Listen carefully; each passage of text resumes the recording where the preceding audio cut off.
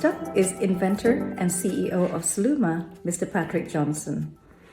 I had the honor of interviewing Mr. Johnson all the way from California and learning all about how Sluma can benefit our patients.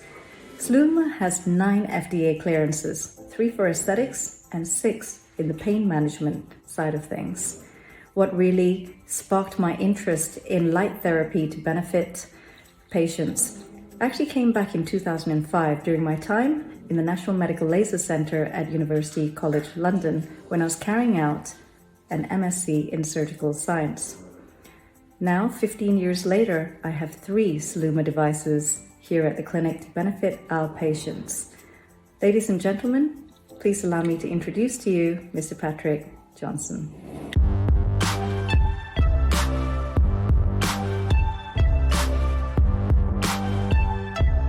So Celluma is probably the most innovative light therapy device on the market. It's FDA cleared for 9 indications for use, 3 of those on the aesthetic side and 6 of those on the pain management side. So it's really a whole body, whole family device. Anybody can use it, and it's great for upregulating cellular activity that's been compromised either due to illness, disease, trauma, bad behavioral habits, or just the normal aging process.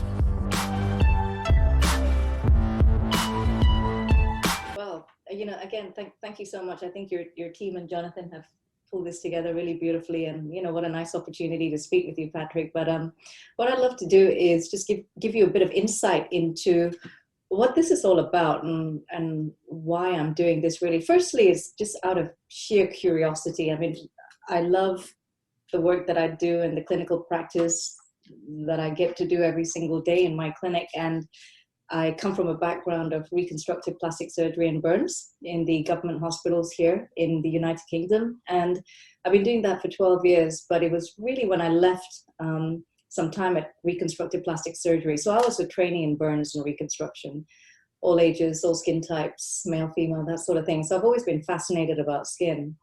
Yeah.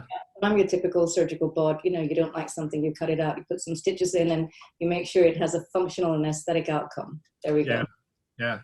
I literally spent some time during that time, about 2005, so 15 years ago, in a laser dermatology, research center, just learning about PDT.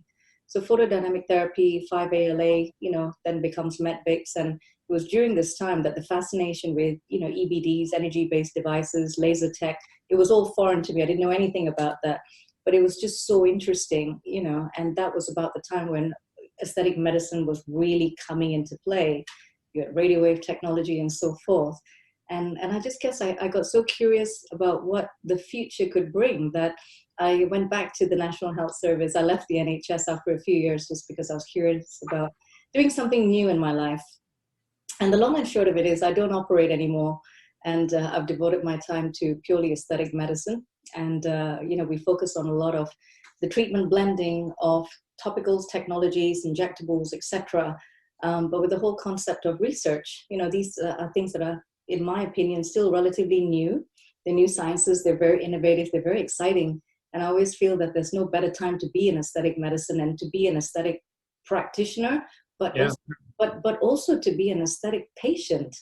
There is no better time or exciting time. So at my practice, we are brand new. We're 5 years old.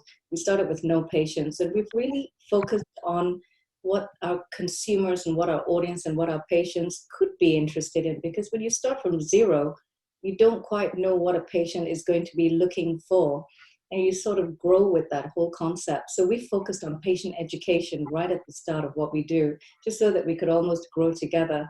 So the long and short of it is we're now 5 years old, 5.5 years old. It's gone fast. So this is now my patient education event done virtually. Yeah. So rather than focus on showing people things, what I really wanted to do with our audience is literally take it right to the top. And so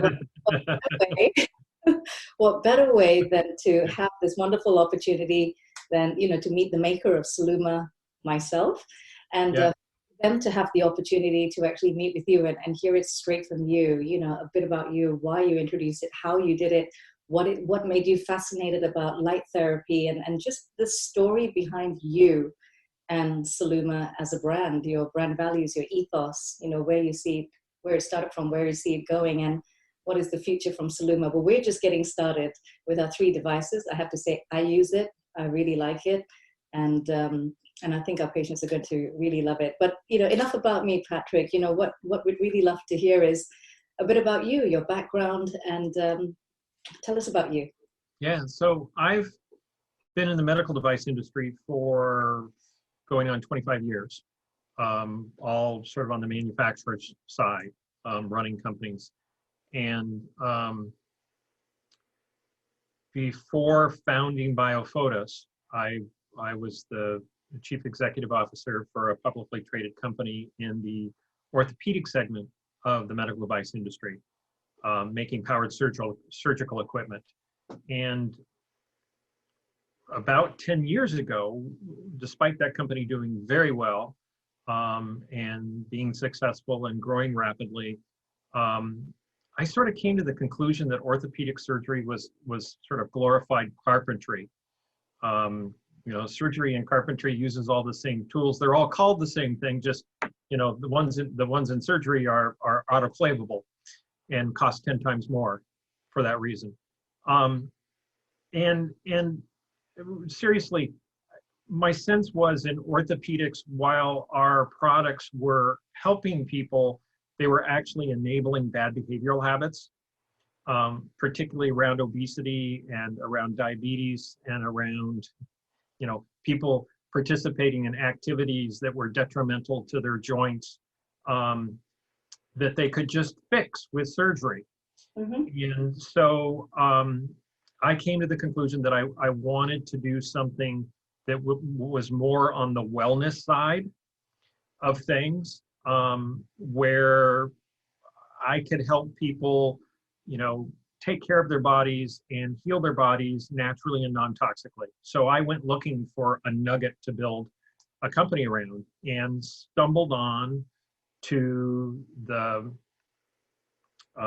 wealth of clinical literature on low-level light therapy, and was originally very skeptical, you know, having been exposed to allopathic practices, you know, sort of, wait, you know, healing with light energy, come on, who are you kidding? That's just, you know, get out the crystals and the salt, and, you know, and so I spent a good 3 months, you know, every day reading the clinical literature in low-level light therapy. And I was struck by the fact that that clinical literature was coming out of very rigorous, well-respected educational institutes from around the world, and 2, that the technology hadn't been commercialized in a way that was affordably accessible by the masses. And that to me seemed like a strategic opportunity, not only in line with my ethos, as you said, of, you know, trying to help people live better lives, but being able to make a successful commercial venture. So as I'm sure you are aware, the clinical research into low-level light therapy dates back to the advent of the early 1960s and the advent of cold lasers. And in Eastern Europe, oncologists wondering whether doses of low-level light therapy would favorably impact tumors. And while their research disclosed that it would not do that, they did, however, recognize that it was triggering metabolic processes. So from there, you can really jump forward to late in the last century and NASA's research into low-level light therapy and their development of high-intensity light-emitting diodes. Because NASA was working with kind of 2 challenges. One, how do you, you know, in a 2.5-year journey to Mars and back, feed astronauts, because you can't send enough with them. They have to grow it along the way.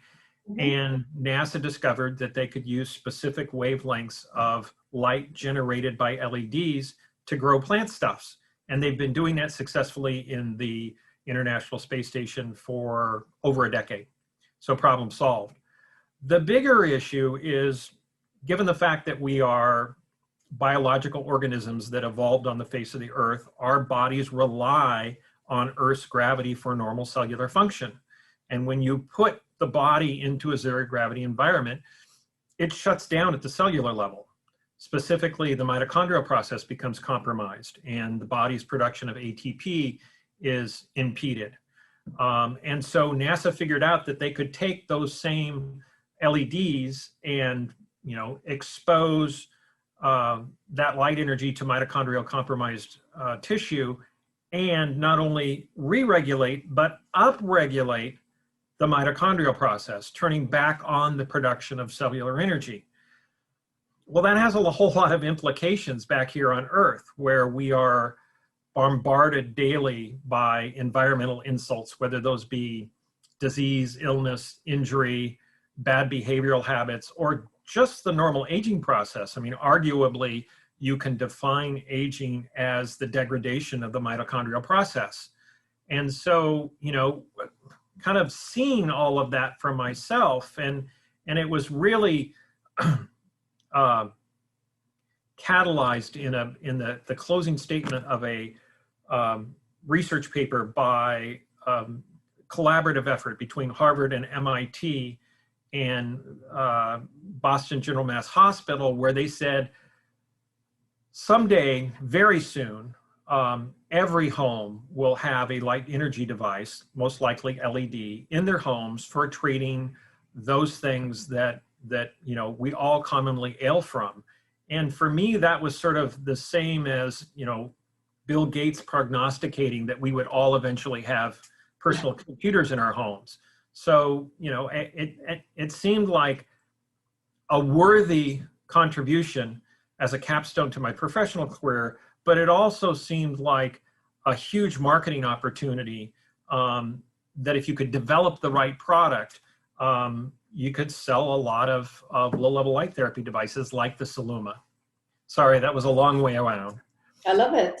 No, that was exactly what I wanted to know, you know, and this is what fascinates not just myself, but our patients as well. Our patients want to know how it all evolved, how you actually got to where you were. So it's not just a product you wanted to sell. It was something you genuinely researched into for a very long time. And then you researched into further, went to the medical literature, the data, the facts. So there's a huge amount of science underpinning all of this, which you've looked into in order to bring this into even just conception. Right. And to see it as an opportunity to help people and patients, you know, have a better quality of life, pain-free, pain management, all of that, as well as to help their aging management as well. It's really interesting you talk about that point, the conception, but in terms of actually creating the product itself, this is where I'm fascinated with. How long would it take you to create a product like Celluma and to bring that to market? I know that it's FDA cleared with 9 FDA clearances, 3 for aesthetics and 6 in the pain management side. You know, just for our audience, how long does it take to do that? FDA is the highest stringent in the, you know, marking that you can get in facial aesthetic technology. Yeah, so, you know, when I'm not doing my day job, I'm an adjunct professor at the local universities in their business schools, teaching entrepreneurship and business strategy. Mm-hmm. And the thing I like to emphasize with students is, while you may have a good idea, is it a good idea that you can protect from someone copying? And so, you know, is there some silver bullet that is patentable that can, you know, sort of protect your market position? Now, in the medical device industry, obviously regulatory clearances, which take a lot of time and a lot of money and a lot of expertise, is a barrier to entry. But upstream of that, is there anything about the product that you can protect and keep people from copying? And given my background in orthopedics, where we treat surgical patients post-op with thermal devices, both warm and cold, to manage pain and accelerate healing, it struck me intuitively that a light therapy device should work the same way, that it should closely wrap the area of treatment. And it turns out that my intuition was supported by a law of physical optics, which is not my specialty. And specifically the inverse square law states that as you increase the distance between a source of light energy like the Sluma and a surface of absorption like the skin, the amount of energy available for absorption decreases by the square of the differential, which means that you don't have to move the device very far away from the skin for the body to not have any ability to absorb the energy that's being emitted by the device.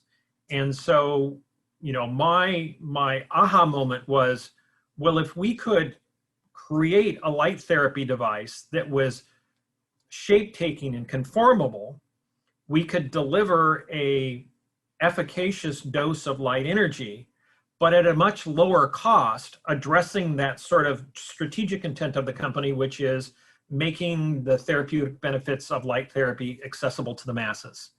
And so, you know, it turned out that no one had patented that flexible shape-taking characteristic of the Sluma. Now, there have been some people who have copied the flexible part, but they can't make it stay in place by itself. And so that's kind of worldwide, you know, patent rights of Sluma is that shape-taking characteristic, which makes it extraordinarily versatile, you know, not only in sort of traditionally tenting over the face, but being able to, you know, run the length of the face, neck, and décolleté and stay there and treat 3 areas, which traditionally would be only 1 area. So it was really the recognition that no one had thought about reducing the cost of low-level light therapy devices, which, you know, at the time we were designing the Celluma 10 years ago, you know, ranged from $15,000 to $50,000. You know, the first FDA cleared low-level light therapy devices actually came out of England, Birmingham, Omnilux. You had mentioned PDT. Omnilux had been in the PDT market where we're using light energy to trigger photoactivated, topically applied products. And they really used that product paradigm to enter into the LED market. But, you know, which was completely logical and made sense, but it sort of missed the differential between triggering photoactivated topical products and upregulating the mitochondrial process, where you don't need a really powerful device if you're emitting the energy close to the surface of the skin. So again, we had a product design that was patentable and patentable around the world. And it actually, the design made the device more efficacious and more affordable. And so it took us about 6 months to do proof of concept. Mm-hmm. And then it took us another year to get our first tranche of FDA clearances. Okay. And we added to those basically successively every year for 3 years. And in the process, we then also had the Celluma medically CE marked in the EU. And so now the Celluma is legally registered to be sold in, last count I heard was 86 countries around the world. Right, okay. Congratulations. Thank you. You must be so proud and pleased all at the same time. Yeah, and it's not, you know, as I often say, while we like making people beautiful and feeling good about themselves, the fundamental therapeutics of low-level light therapy are so significant. You know, we like having a positive impact on people's lives, whether it's managing their pain or improving their appearance or whatever the case may be. You know, it helps you get up in the morning to go to work when you know that someone could call and say, your product changed my life. Very true, very true. And it's very interesting you talk about not just the aesthetics, but the pain management and also the well-being, and someone feeling better about whatever they're having from a treatment point of view. And, you know, thank you so much for sharing how long it takes to get a product to FDA clearance and then finally to market. And congratulations for adding to your portfolio. And I've had a look at your you know, the number of products in your portfolio, and there's such versatility. I mean, number one, the shape in itself, I found so fascinating. And I was first introduced into your device probably about just over 2 years ago when Paul Cohen, you know, first brought it to the UK. And at the time I was still in the development of my own practice and super curious about life. So lo and behold, 2 years later, we have 3. So we have your Sluma Pro, and I have to say, I've never seen anything when it came out of the box that you're almost scared to bend it, because I thought, oh my gosh, because you could see is it fiber optics? Is that correct? No, it's light emitting diodes. Sorry, the LEDs. You could see the LEDs, and you're almost scared to bend it in case you break it, but it stays in shape beautifully, and I think it's wonderful. I'm really interested in how it then evolved into, not just from the aesthetic point of view, but I would love you to share with us how you got to the aesthetic side and how it benefits from the aesthetic component and as well as the pain component. Can you share that with our audience? Yeah, so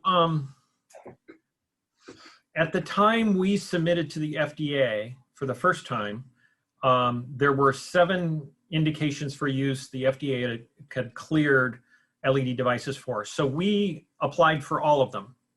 5 of them on the pain management side and 2 of them on the aesthetic side, including the treatment of mild to moderate inflammatory acne, as well as reducing fine lines and wrinkles in the face. And so the FDA initially granted us all of the pain indications, which include the treatment of osteo and rheumatoid arthritis, and the acne clearance. But they said, you know, with regard to wrinkles, we need to see a study with your device. We're not going to take substantial equivalency arguments in treating wrinkles. So we had to run a 6-month clinical study where we did a month of treatment, and then we waited 3 months, and then we took the after pictures and did follow-up. So it took us about 6 months, and then submitted that data to the FDA, originally for just periorbital wrinkles around the eyes, and then went back to the FDA and having gained that clearance and got an additional clearance for facial wrinkles. And so we, as you mentioned, we now have 9 indications for use. And your question of how did we find aesthetics, we actually didn't. Aesthetics found us. We were, you know, given that 5 of our original 6 indications for use were on the pain management side, we were focusing on the chiropractic market, the physiotherapy market, the orthopedic market where I had background. And then we started getting calls from skin professionals. Yes. And it was like, oh, okay, well, so we just sort of kind of pivoted into aesthetics. And, you know, when you think about it, to a great degree in aesthetic medicine, we insult tissue in order to elicit a healing response on the part of the body. The problem is that we also trigger inflammatory processes. And those inflammatory processes, which are the natural protection mechanism of the body, also slow down the healing process. So we find ourselves working at cross purposes. We're trying to turn on healing, but we're also retarding healing. And that's really the magic of LED, because if we're knocking down, we're turning off the inflammatory process, and then we're giving insulted tissue the energy it needs to heal faster.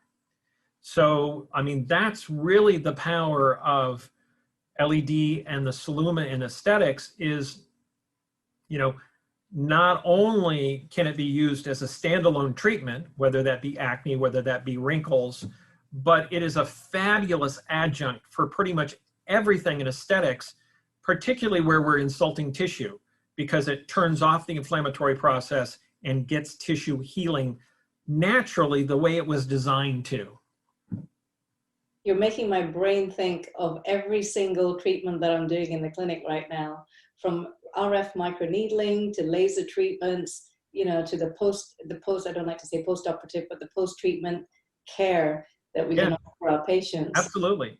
Yeah, they're all collagen induction therapies. They're all triggers that we elicit in the practice, and then followed by stealth-like recovery, which the body is own healing itself. So yeah, you've got my brain thinking. Thank you, Patrick. Well, and particularly in ablative or surgical procedures where we're triggering the production of myofibroblast cells, which we know are involved in the scarring proliferation. We know that low-level light therapy turns off the proliferation of myofibroblast cells while turning on the production of the activities of fibroblast cells, which gets us back to that natural collagen knitting of the tissue. So, you know, light therapy, and again, we are medically CE marked in the EU for wound healing and specifically post-ablative procedures. So we're, you know, we're not only managing pain, we're, you know, reducing the potential of scarring and accelerating the healing. We know that low-level light therapy stimulates cell proliferation and cell migration because we know that from the studies we've done here on the Sluma itself. So it's just, you know, we have, and, you know, you would predict, I mean, we have, I think, 4 or 5 Slumas at home, and they're getting used every day because, you know, to a great degree, you know, if you ail from something that's inflammatory based, low-level light therapy is going to help it. It just becomes a question then of, you know, is it FDA cleared and is there research for that? Yes, that's so interesting. And, you know, I think people fail to remember it could be as, and I don't want to refer to low-level light therapy or light therapy in general as basic, but everyone's always looking at something else. They're looking for, you know, as in the grand ablative therapy or something so far-fetched and things that are generally quite inflammatory or pro-inflammatory, even things like deep chemical peels to treat acne, when really what we should be doing is healing the skin to begin with, and, and healing the chronicity of the condition. We do a lot of that here. So, you know, light therapy fits in beautifully for our cohort of patients, which are significant. Well, and I compare it to hydration, you know, which is fairly simple. Yes. But if you didn't know the therapeutic benefits of hydration, and then somebody introduced you to a magic elixir called water, and you partook of that magic elixir, your skin would get better, your hair would get better, your joints would get better, I mean, it's like your entire body would get better. And that's the way light therapy is. And you know, it goes back to that original skepticism I had of, come on. Is that it? Like, you know, but it's, you know, the mitochondrial process is such a fundamental building block to our existence. If there's something we've got, which we have in low-level light therapy, that, you know, re-regulates the normal cellular process, it's going to be beneficial for everything. Yes, and you know, you hit that point really, you just hit that point exactly, which is your device. You were really looking for the pain management side of things. That was really your background and where you were looking into, and the aesthetics came almost as a positive byproduct of that. Yes, absolutely. Absolutely. And if you think of plastic and reconstructive surgery, aesthetics actually came as a byproduct of the original use of plastic and reconstructive surgery from the World War times. So, you know, aesthetics have really evolved from so many things like that in the past. And even look at lasers, for example, from industry into aesthetics. So it's fascinating to hear that. And then coming to the side of pain management now, and you talked about the mitochondria, etc. I had a number of patients who actually asked me to ask you this, and one of them would actually be myself. So you're using it for pain management for patients. And I have a number of patients over here, including myself, with dogs and animals.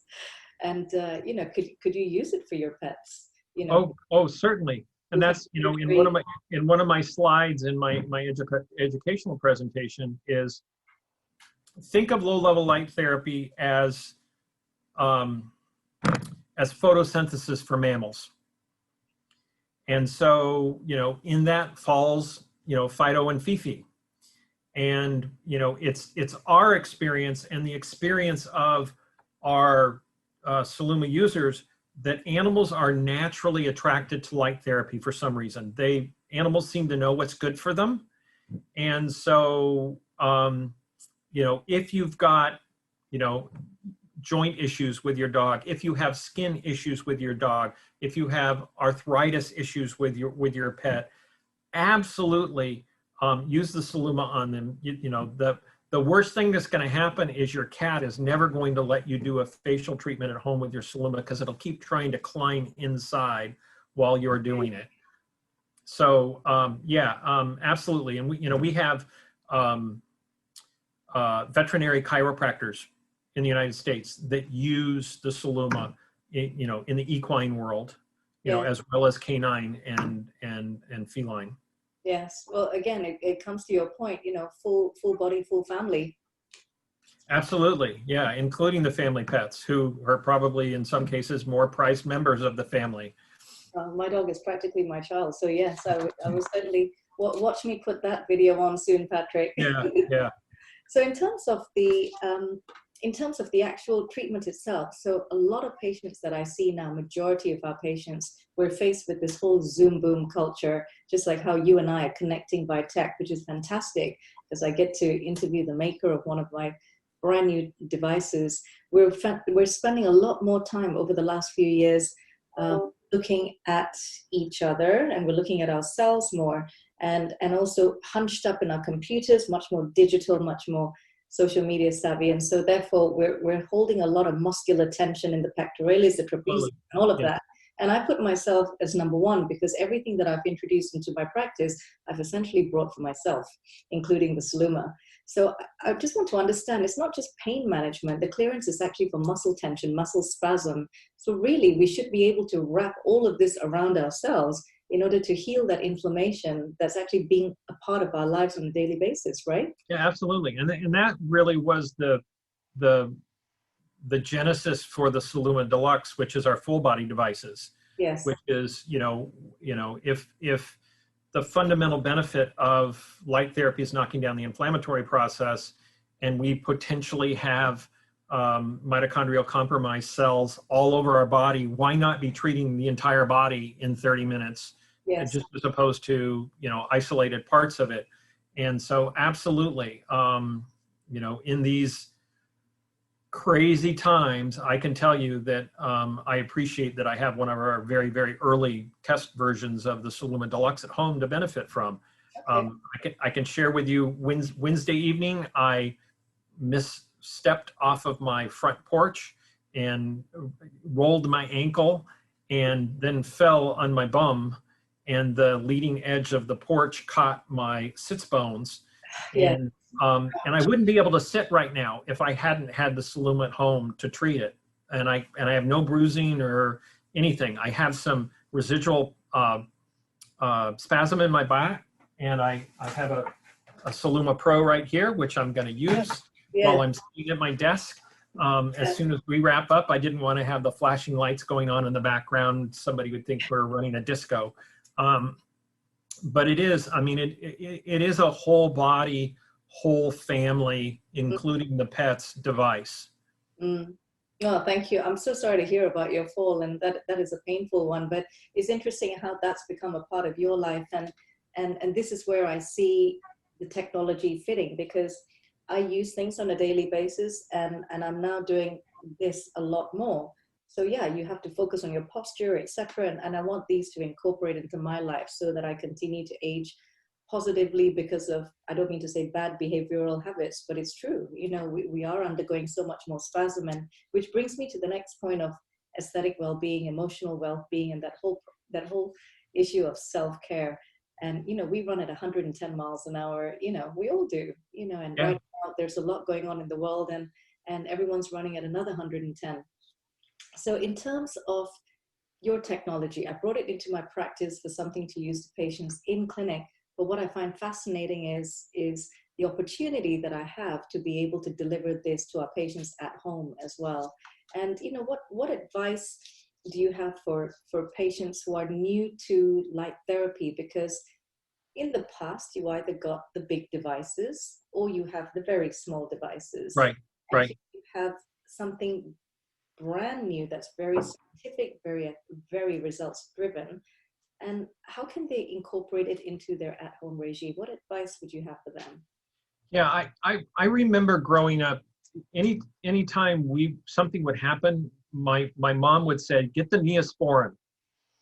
And I don't know if that translates in the UK, but it was like, my family used Neosporin for everything. Right. And so, I sort of say, light therapy in the Sluma is 21st century Neosporin. It is good for everything, and it's great to have it on hand, so you don't have to wait, until Monday for your doctor's office to open. I think it's something to have in the at-home first aid kit.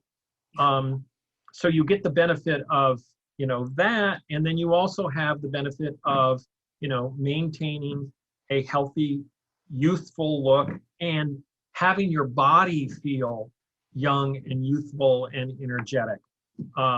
We know that, treating of the face triggers melatonin production in the brain. So it's great for relaxing and just chilling out. As a practitioner, you will find that more often than not, despite the fact that the device is really bright, your patients will fall asleep under it. But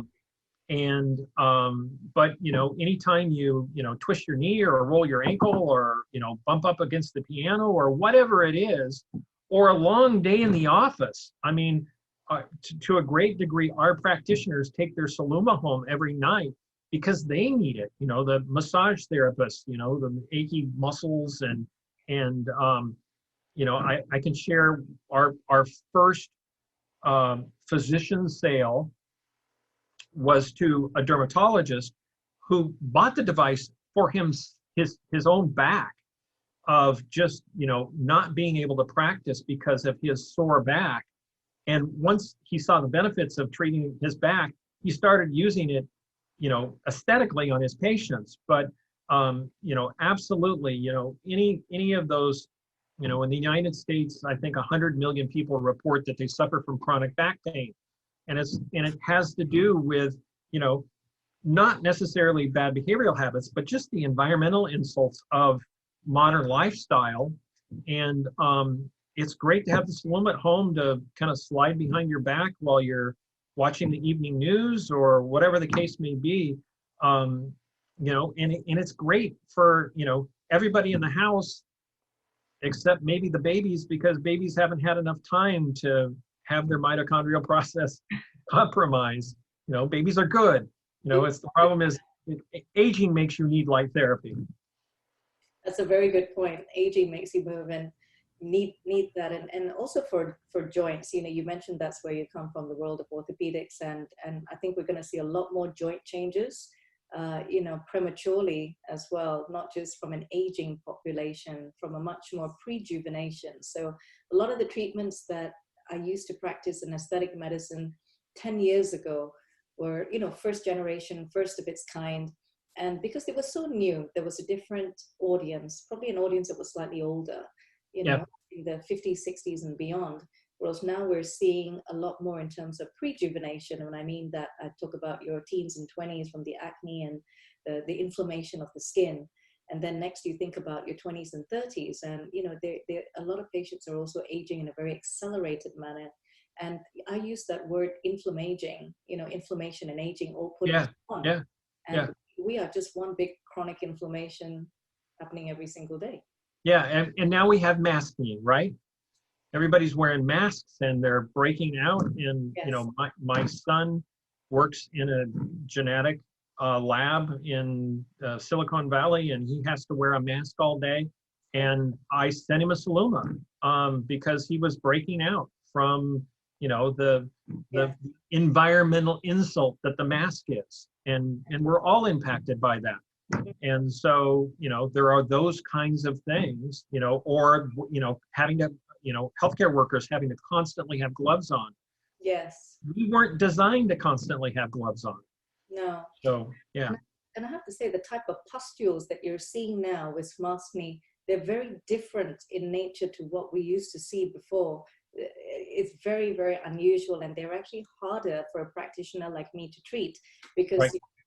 Once upon a time, someone with a chronic acne condition, they weren't in a mask, so you could ask them to just be bare and allow the skin to breathe. Whereas now you can't ask them to do that. So Right. I always say to my patients, everything has completely changed now. And, you are what I'd call a high performance patient. Those ones who are wearing their masks all the time. Actually, someone like me. And if you're a high performance patient, you actually need a higher performance procedure or a Right. treatment. And the basic level ones, they just don't cut it anymore. It has to be very scientific, very results driven to get to the target and to actually deliver. Yeah. Oh, thank you for your product. And Sure. I suppose on that note, I've got a gazillion questions now. You set me off and we've got half an hour. But you talked about skin, and I have a number of patients with psoriasis and eczema and those kind of skin changes. And I know that, we're probably going a little bit off topic now, but could you share any insights into Celluma and those conditions, Patrick? Well, I always come back to, is the condition inflammatory based? And we know in the case of, eczema and psoriasis, it's like, yes, those conditions, they're kind of mysterious. Yes. Because there's a lot of factors that go into the creation of them, but we know one of them is inflammation. And so, if the condition is inflammatory based, it's likely low-level light therapy is going to help it. Obviously, we can't make those claims because we are required to submit, clinical studies to the FDA and to the European medical device authorities to be able to say that. But the clinical, the general clinical literature, of which there are more than 5,000 papers now on low-level light therapy, clearly bears out that the inflammatory process responds well to doses of low-level light therapy. I mean, that's just irrefutable. Thank you. And another thing that also happens is when you're under the light, and I have been under your light, and it almost looks like it's twinkling when in fact it's not twinkling or flickering. It's something you call modulating. Is that right? Can you explain the difference between modulating and twinkling and a continuous pulse? Because I would find that so interesting. Yeah. I know our patients would too. Yeah, and again, this is something that we sort of learned from the laser folks, that cells can more efficiently absorb light energy when the energy is pulsed or modulated, as opposed to delivered continuous wave.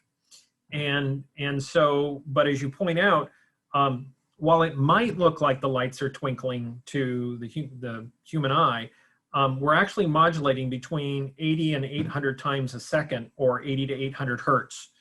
And while we can't see that, that does create little micro rest periods for the cells to sort of, collect themselves up between, blasts of photonic energy. Mm-hmm. And as a result, you get a more efficient absorption of the light energy. And for that reason, the Sluma defaults to pulsing or modulation. But we also have the ability to turn it off, where you might have a patient who thinks they're sensitive to pulsing light or flashing lights. Right.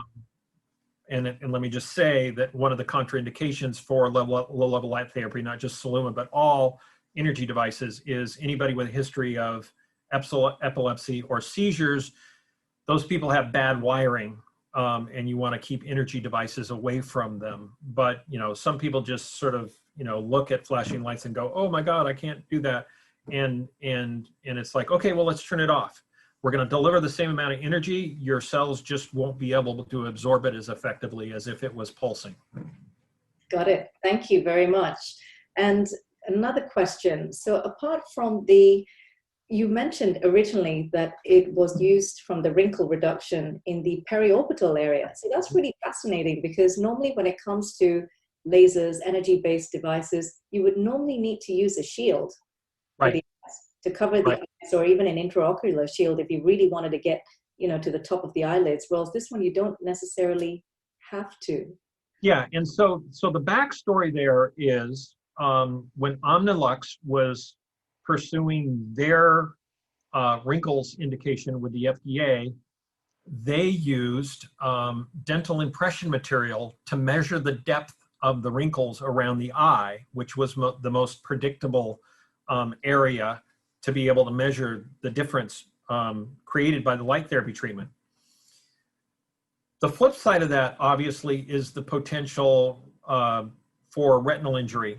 And again, that was sort of a unintended benefit of our approach to low-level light therapy is using a low-power device very close to the skin is that there is not the risk of retinal injuries, and therefore you don't have to wear eye protection. We provide eye protection for, again, light sensitivity. You know, folks with fair skin, light eyes, wear glasses indoors. The Celluma might be too bright for them, but you know, it's my experience in probably doing tens of thousands of demonstrations of the Celluma at trade shows and medical conferences. If you can get the person just to give it a minute or so to have their eyes adjust to the light, most people don't need eye protection. And in the United States, there hasn't been a single adverse event reported to the FDA of a retinal injury caused by a device that's, you know, emitting the kind of power that Sluma does. So, and as you point out, we want to be treating the eyelids, you know, and so, you know, we sort of, there was a tertiary benefit of, you know, taking the path we took up the light therapy mountain in using low-powered devices. Now, I can share that our competition uses that against us of, oh, they're not powerful enough, or we're the most powerful, or, you know, and it's like, you know, as is the case in a lot of things, more is not necessarily better. And, you know, as long as we're delivering, you know, the optimal dose that's proven efficacious in the clinical literature, anything beyond that is, you know, non-add value cost to the product.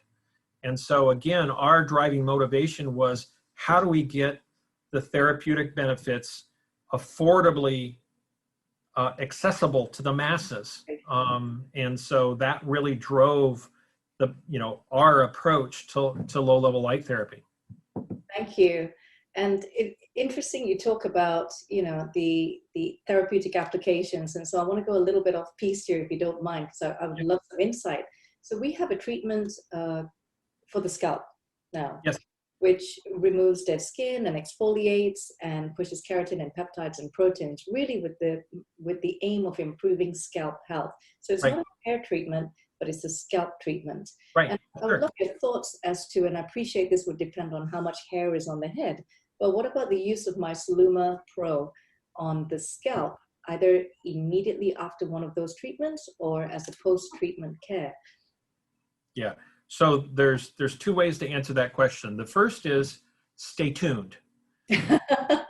I'm glad you said that. The second way to answer that question is there are several light energy devices FDA cleared for treating hair loss. And hair loss is a function of compromised mitochondrial process in the hair follicles, just like anywhere else in the body. And those, the cells in the follicles respond to low-level light therapy the same way that fibroblast cells do. If they're mitochondrial compromised, they get back to work the way they were naturally designed. And so none of those FDA cleared devices are solely LED devices. But what we know from both the general and the clinical literature that we've done, or the clinical research that we've done, a cell cannot tell the difference between a photon generated by a laser and a photon generated by an LED. A photon is a photon to a cell. And so if you're delivering the same amount of dose from an LED device that you do from a laser device, you will have an equivalent therapeutic benefit. And in fact, you might have a better therapeutic benefit or result from the LED, because with the LED, we are generating incoherent light or light that is out of phase. And so the photons are not all moving in the same direction like you are in a laser, which means that there are more opportunities for the cells to absorb the light energy, as opposed to a laser, which is coherent light or collimated light. It's all focused. The photons are all moving in the same direction at the same time, and the cells get one shot at absorption. And then the light, it either reflects back, or it transports, it passes the cell. So there may be an LED device not too far in the future that will be FDA cleared for hair rejuvenation. Watch this space. Yes. Yes. Thank you, Patrick. Stay tuned. Same bat channel, same bat time. Fantastic. Thank you so much, Patrick. Well, look, I've asked you so many questions, and I know I can think of a gazillion more. So I hope I one day can have the opportunity, once we've used Sluma in our practice for a while, then we can share some of our patient feedback, some insights, some results, and so forth, really. But, we're going through this very interesting phase here in the UK again right now as well. And I was like starting on a note of, gratitude and positivity. And I always love to end on a note of gratitude and positivity. Is there anything you'd love to share with my patients, my team, and my practice and audience? Yeah, it's interesting. London is almost our second home, as you mentioned. We have offices there in London. I'm usually in London about 6 times a year, and I miss it terribly. It's my second home, and I can't go there right now. And and all of the trade shows that we normally attend and medical conferences are shut down. I think we have been blessed that we have a product that addresses the wellness of people, regardless if they're in their what was normal in the past daily life or what is currently our new normal, and that we've been able to help our professional practitioners redefine their businesses and how they can use the Sluma and how their patients can use their Sluma. It is a hands-free treatment, so you don't have to be touching the patient. It is a product that can be resold by our professional practitioners, if that makes sense for the demographic they serve. It can be rented or leased by our practitioners for their patients when their patients can't be getting in the office. We've always been very focused on hygienic practices with the Sluma, and so we're the only LED device with hygienic barriers that are disposable. And I think for that reason, we almost embarrassingly have thrived in the last 8 months. And we feel really blessed to, it's like we're not taking that for granted at all. And I think it's because, I was in London the last week in February. So I was in London, but I was on a 5-country tour training all of our international distributors in Europe. And I saw the coming tidal wave that was COVID. And it sort of chased us back over to the Atlantic to New York. Yes. And at the same time, New York was blowing up. So we were seen in New York, and it sort of chased us back to California. Yes. And I was so sort of struck by the experience that I had to completely change the way I thought about the business, which was we just need to be taking care of people. And if we focus on taking care of people, whether that's our employees or our shareholders or our customers or our practitioners, the business will take care of itself. And so that's really been our focus, is how can we help, the people in our sphere of influence with the Sluma. And so that's why I'm happy to do things like this.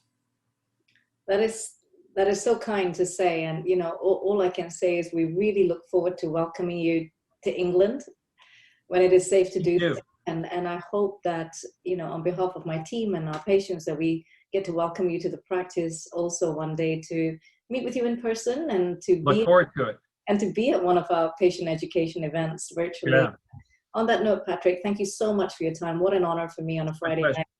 And I look forward to meeting you again soon. Thank you. Great. Me too. Now pour the gin. As they say, cheers. Yeah, anyway. Cheers. Good evening. But no, I think that was wonderful, Patrick. How was that for you? That was, it just is stream of consciousness for me. I've been off for a week. Today's the first day back in the office of moving into a new home, and I was kind of liking being out of the office.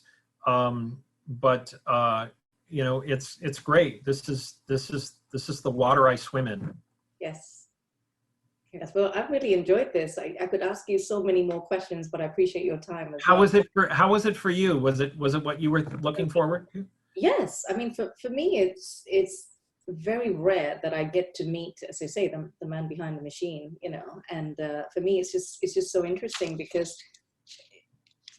take skincare, for example, especially when you're buying skincare, you don't often get to meet the person who's made the product. Even if I look at my lipstick, for example, Christian Dior, there is no Christian Dior. You don't get to meet Coco Chanel, and so you don't often get that. There is just a legacy of the product itself that you take with based on the story brand.